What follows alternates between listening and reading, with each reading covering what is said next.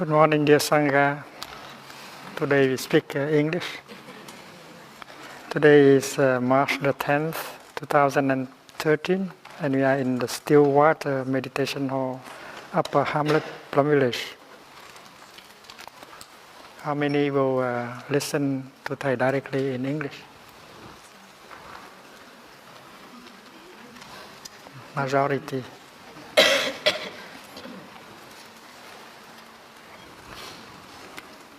There will be about 600 people coming for the French retreat in a few days. And Sister Hai Nghiêm has proposed some subjects, themes of teaching and practice. First is le bonheur c'est possible. Happiness is possible. The second is la guérison c'est possible. The healing is possible. Because many people need healing. Most of the people who come here need healing. And then vivre en profondeur, how to live more deeply our life. And then another idea is revenir à la maison, coming home. Do not wander anymore. Go home.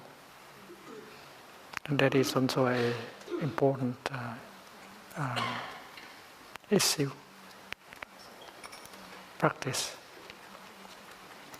And then la rivière de la Sangha, go as a river, not as a drop of water. This is very important for the practice. We cannot practice unless we have a Sangha. And with the Sangha we have to go as a river.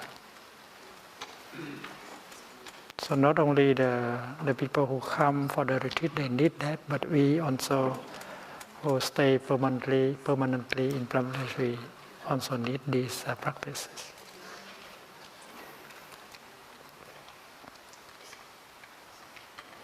And the friends who are going to come, who are coming, they will also participate in arranging the retreats.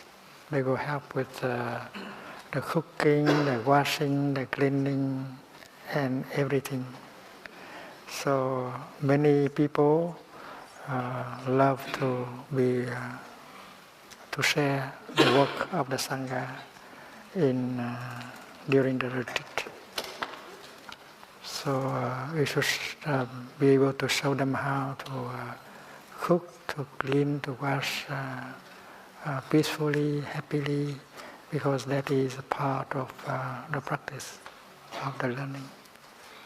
And we should set an example, because we are permanent residents in the practice center.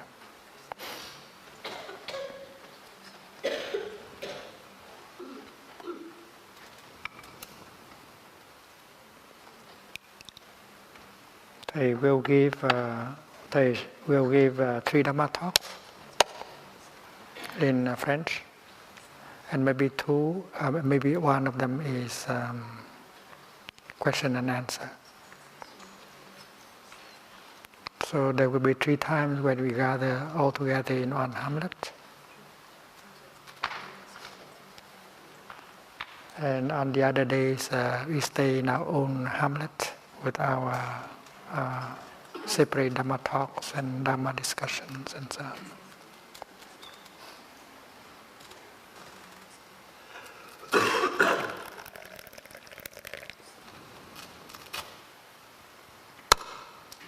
And after the French retreat, and a number of monastics will have to fly to Asia.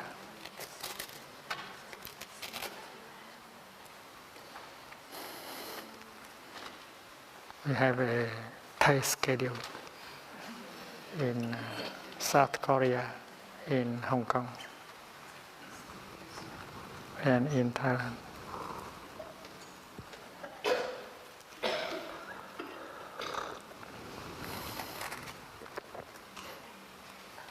Because people over there, they want to make the most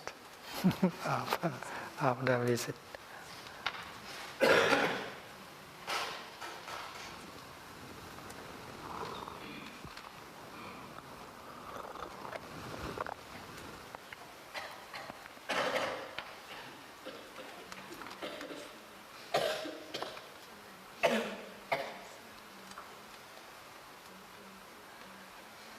We know that the practice of plumage can be seen in 2 points. The first point is how to recognize the suffering and embrace it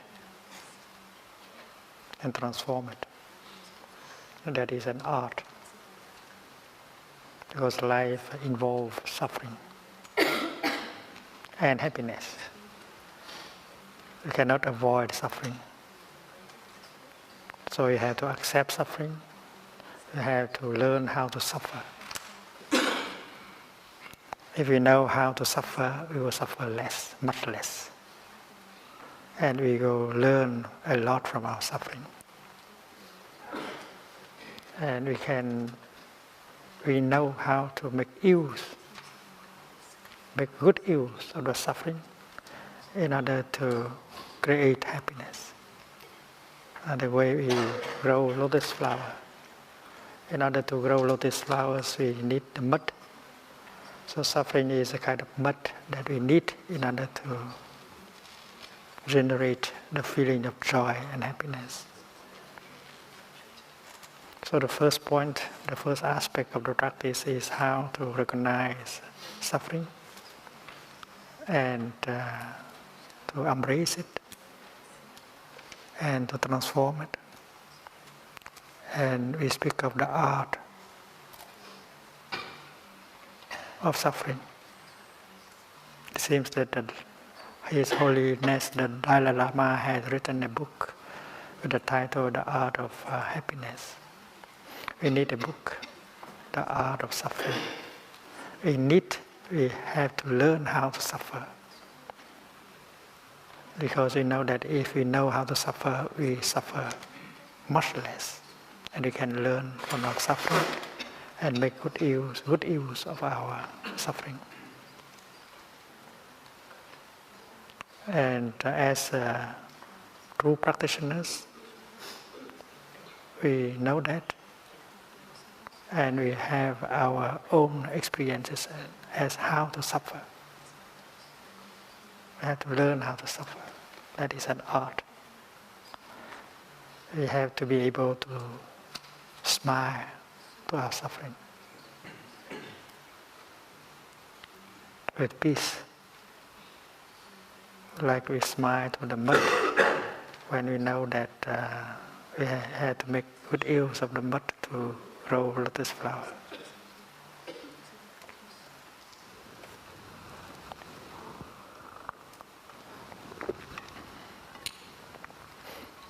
There are big blocks of suffering.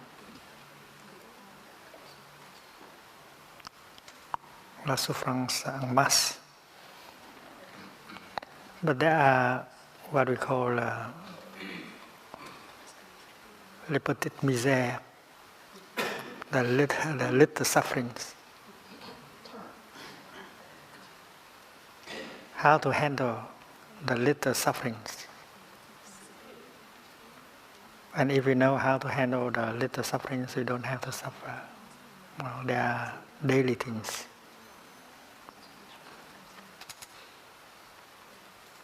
Les petites misères de la vie quotidienne.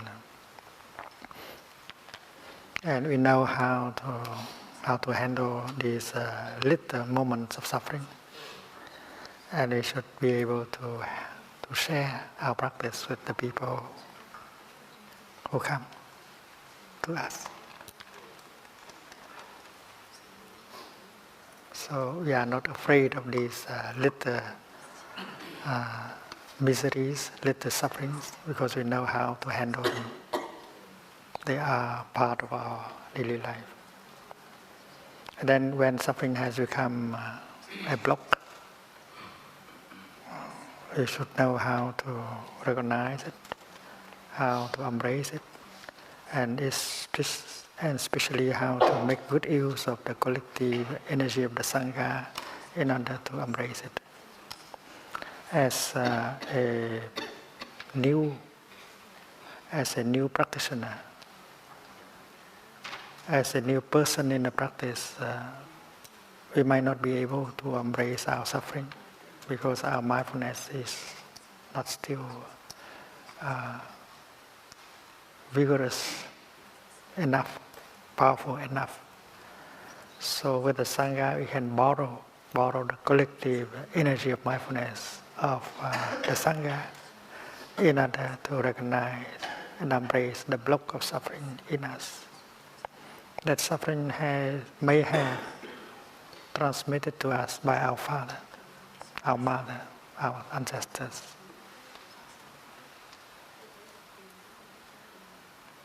And if we know how to recognize, embrace, and transform it, we do it for our father, our mother, our ancestors. It's very kind of us to be able to do that for our parents, for our ancestors, and not to transmit it to our children and their children. The end of samsara.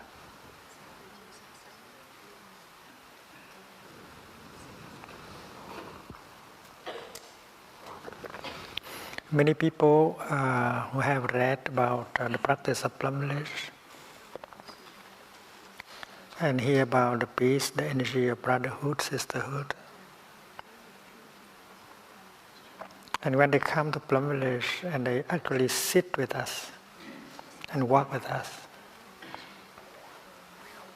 they feel that energy, the collective energy, is something very real and not just something people talk about. And when you allow yourself to be embraced by that collective energy of mindfulness and peace, you feel much better. You feel that the just suffering is beginning to transform.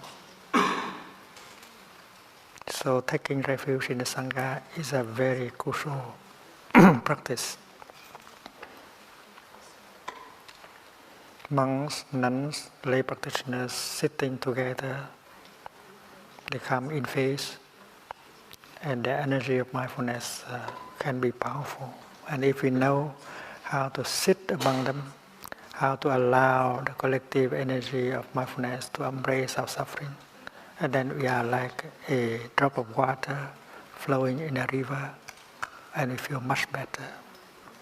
We may not have to do anything. We just allowed ourselves to be embraced, allowed our suffering to be embraced by the collective energy of the Sangha.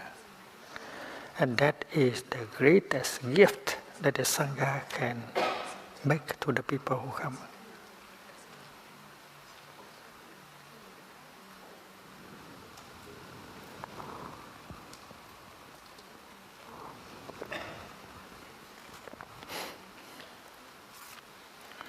Of course, we have to prepare many things for a retreat. We can do many things. We can clean, we can wash, we can cook, we can do many things for the retreats. We can serve the people.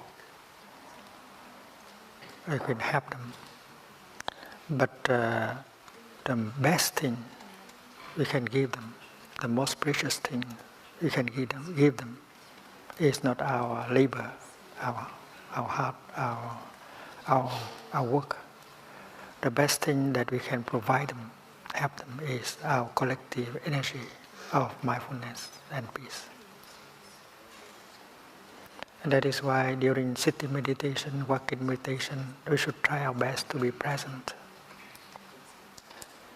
because that collective energy will help calm them down, help embrace their suffering, so that they can walk, they can sit, they can breathe also. Because many of them just cannot breathe, just cannot walk, just cannot sit.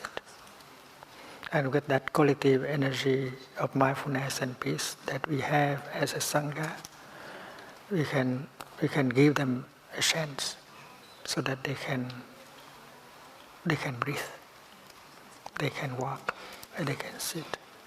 This is the best thing we can offer them as a Sangha. So it's not hard labor that is the best thing we can provide, but that the energy of peace and joy and brotherhood.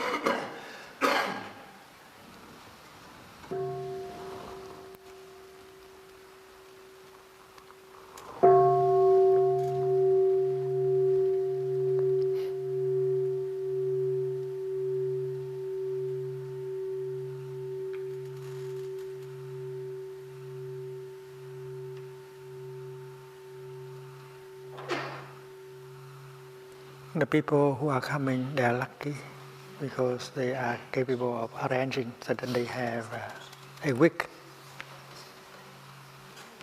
to spend with us.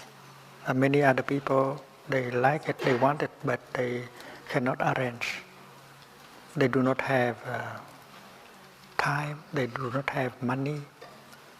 So those who can come this time, they are lucky enough to have 7 days to be with the Sangha.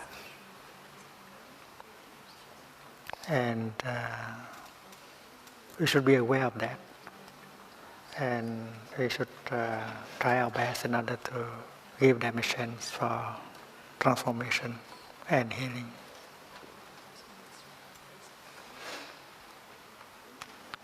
And Thầy is going to tell them in the first retreat that healing is possible right in the retreat. Not after the retreat, but right during the retreat. Because if they follow the instructions to breathe, to sit and to walk, and healing is possible with every step. Healing is possible with every breath.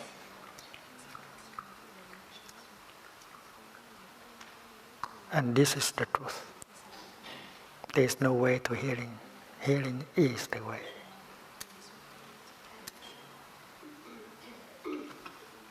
And you should tell them that in order to heal, they have to stop. Il faut relâcher pour pouvoir guérir. If they don't stop, there's no hope to heal. They have not healed because they have not stopped. So the 5 mindfulness trainings is a very important teaching. The 5 mindfulness trainings is to stop the kind of action, the kind of thinking that can create ill-being, sickness.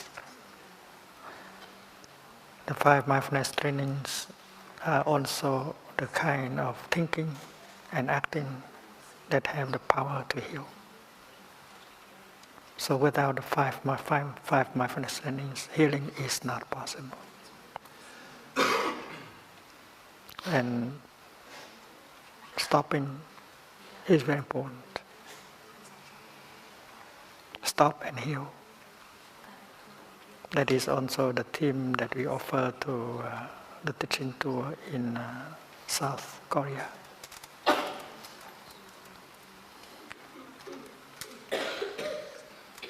If we know how to stop, and then healing can take place right away with every step, every breath, and so on. So we should be able to convince them to stop.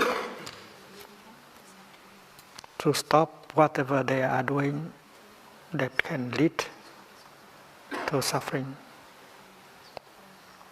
to anger, to despair. And they will know what to stop in order to heal. And we will tell them how have we be able to stop and to start healing. We have to share our experience with us. The moment when you decide to stop, you feel very light. You feel the healing taking place right away. And that is a great moment, the determination to stop.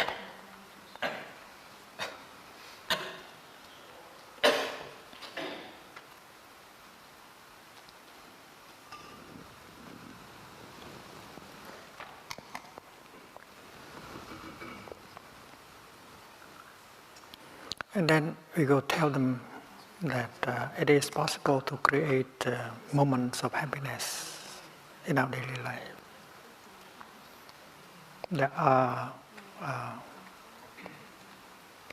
small happinesses that we can create at any moment of our daily life. That is an art also.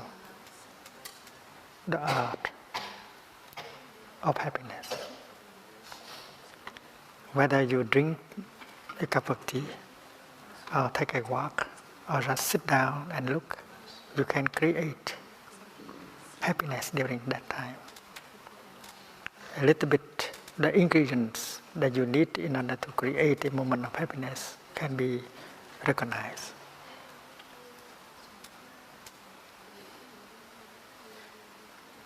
And we know that mindfulness is a source of joy, a source of happiness.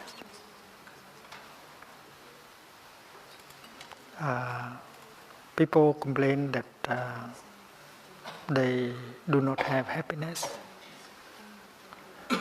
and we should be able to tell them that they have conditions to be happy, and help them to recognize these conditions of happiness that they do have. The cherry blossoms are there.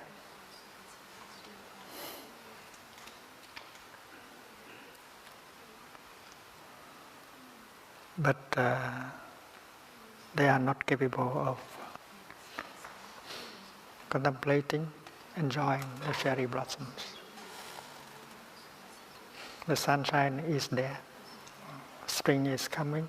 All these things are wonders of life, and yet they are caught in something. They are not capable of recognizing these conditions of happiness. They have a body, and yet they do not have access to their body. It's funny, you have a body, but you do not have access to your body. You cannot go home to your body. You cannot touch your body and say, this is my body, because they don't have mindfulness.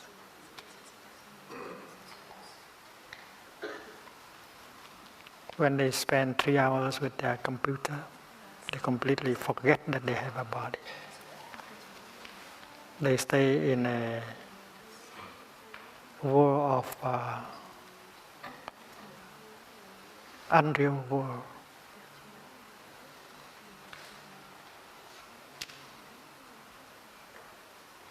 And that is why in Plum Village, all our brothers and sisters like to program a bell of mindfulness in the computer, so that from time to time we are reminded to stop and go back to our body and breathe in, using the mindfulness of breathing in order to recognize our body and get in touch with it. Maybe our body is calling us, but we don't hear. Our body needs us, but you don't need, you don't hear. And then if we can get in touch with our body, we can get in touch with our feelings also. There are many feelings calling us. Suffering. It's like a child calling us, a suffering child is calling us. But we ignore the voice of the child within. Because every feeling is a child.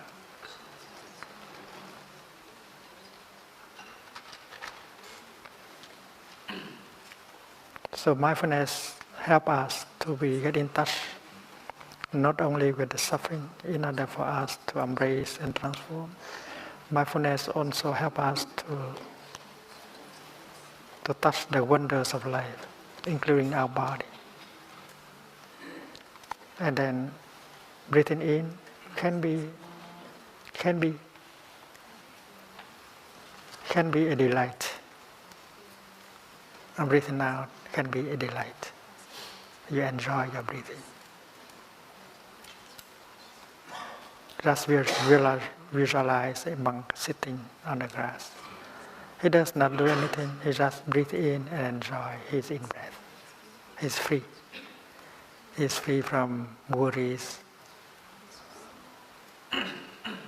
from anger, from craving. And he is capable of getting in touch with his body, with the blue sky, with the green color, with spring coming. So we should be able to do that in order to remind the people who are coming that they can also create moments of happiness. Les petits bonheurs de chaque jour.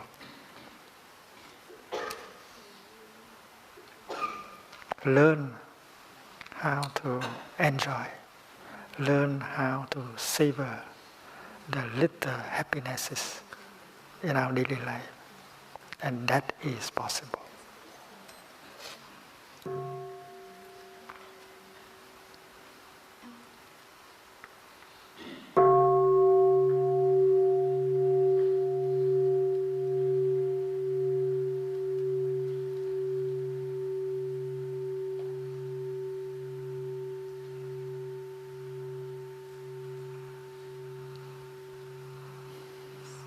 There are many talented people.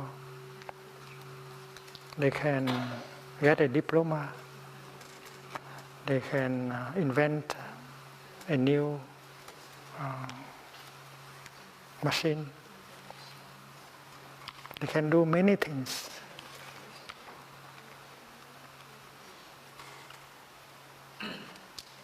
We will ask them, can you create a moment of happiness? Can you make use of your body? Can you make use of your in-breath? Can you make use of your mindfulness in order to create a moment of happiness, a feeling of happiness? The way we make a soup. In order to make a soup, we need some water, some vegetable, some tofu, and so on. And most of us are able to make a good soup. So, un petit bonheur, a little happiness is like that. It's like a soup. And with some ingredients, we are capable of making a moment of happiness for us and for the other person. You can offer some of your soup to the other person. If you know how to invent, to create a moment of happiness, you enjoy that happiness and you can offer that to the other person. So that is an art, the art of happiness. We have to learn to enjoy and to fabricate these feelings of joy and happiness in our daily life.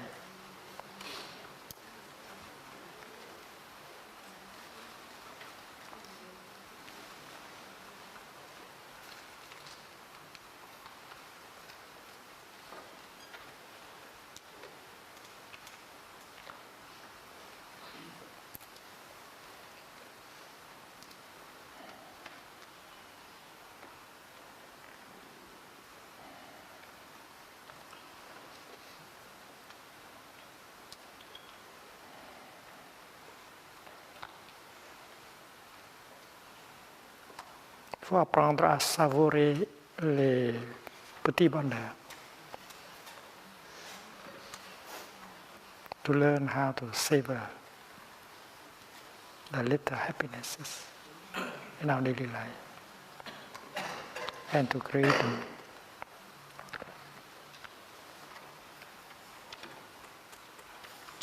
And we know how to stop the non-stop thinking radio, NST, in order to do so. If you allow the radio inside to continue, and then you cannot do anything.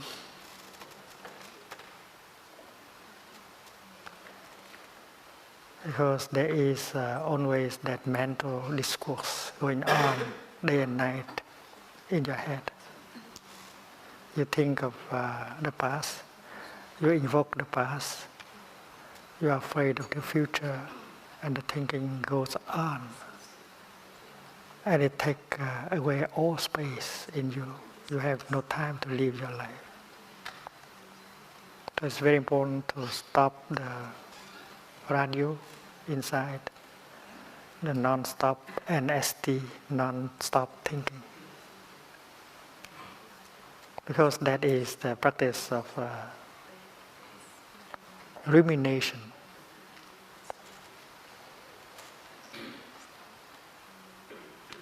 We eat and we chew again and again our suffering, our worries, and that's not good for your health. So we should be able to help them to not to continue to eat their own consciousness. That is about the fourth nutriment. Consciousness as food. In our consciousness there are suffering, regret, sorrow, and we have the habit of bringing them up again from the depth of our consciousness and chew and eat them again and again and again. That is not healthy, a healthy kind of food. So stopping the mental discourse is very important in the practice.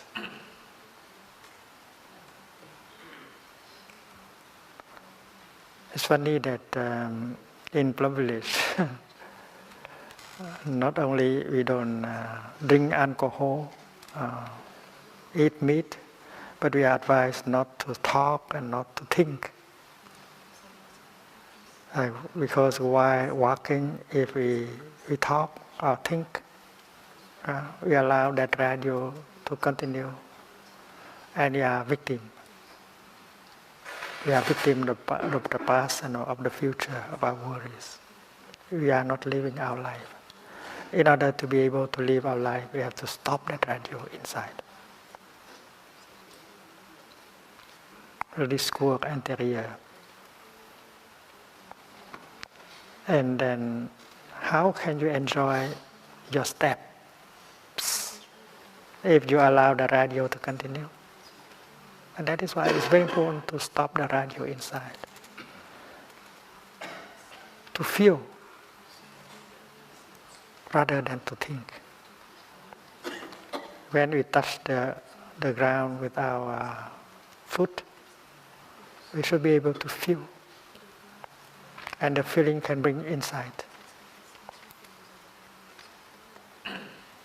We are concentrated on that feeling. I am touching Mother Earth with my left foot. And in no time at all, you touch all the wonders of life that are available during the time you touch the ground with your left foot. And you have a feeling, a wonderful feeling of joy, of well-being. And by doing so, you can stop the thinking. Stop the thinking in order to do that in order to stop the thinking. So to feel rather than to think is our practice. to feel your body, to be aware of each feelings, to embrace them. And that is our practice. And the healing is possible. And we provide ourselves with the kind of healthy food. We do not chew again and again our sorrow, our fear, our anger, which is not good for our health. But we begin to get the kind of healthy, sane food that we deserve. And the Sangha around us is there to remind us of our practice.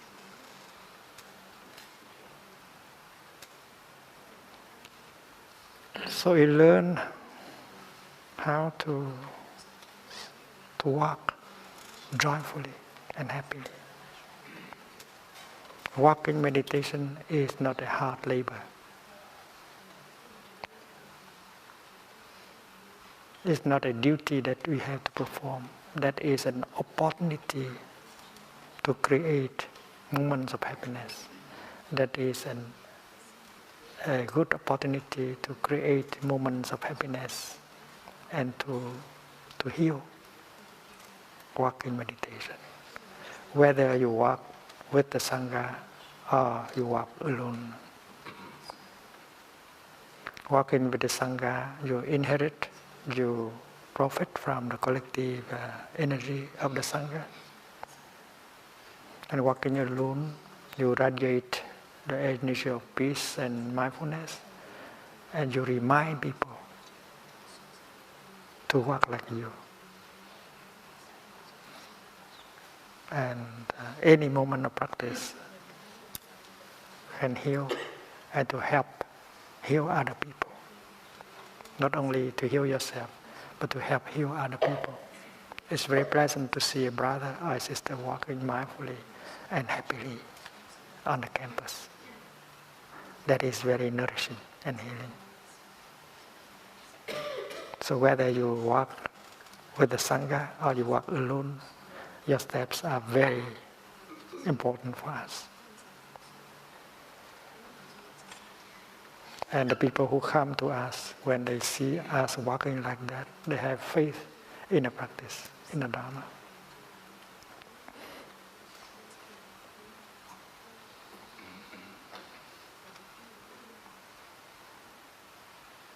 When we have lunch, when we eat,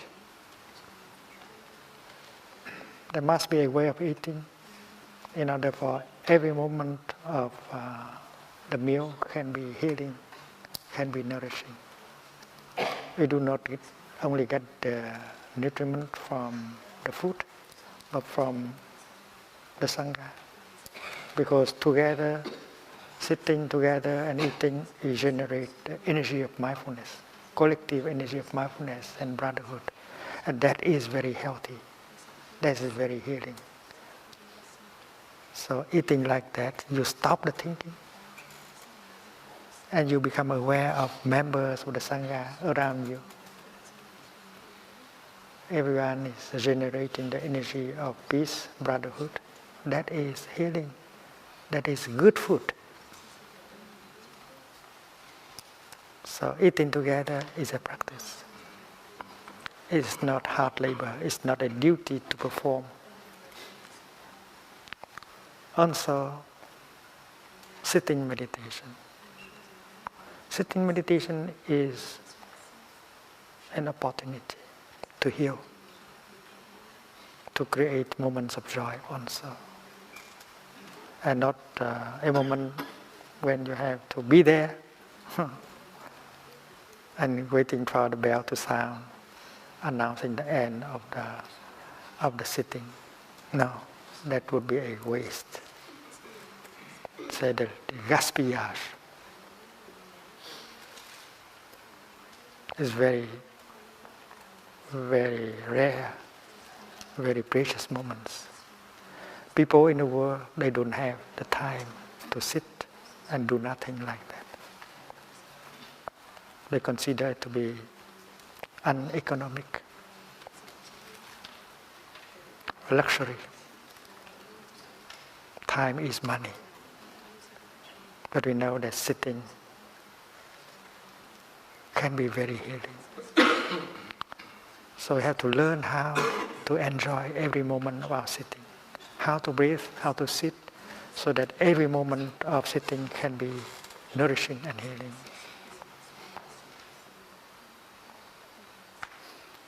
And if we know that the schedule is made by ourselves and not imposed on us by a political party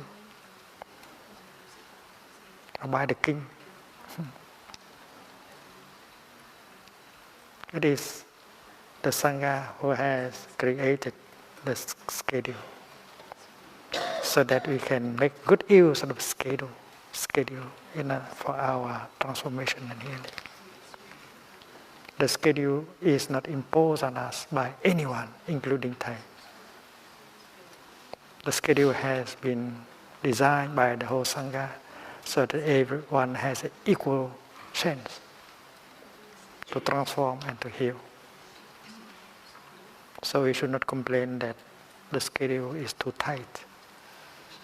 Only beginners need a tight schedule. That is the raison d'être of a practitioner, to have a schedule. And we know that doing with the Sangha, doing together with the Sangha, is better, it's easier, it's more pleasant. So the bell and the Sangha coming to the sitting is helping us. It's a great help that everyone is going to the sitting. So we are going to the sitting. That is something very natural. You don't have to make any effort.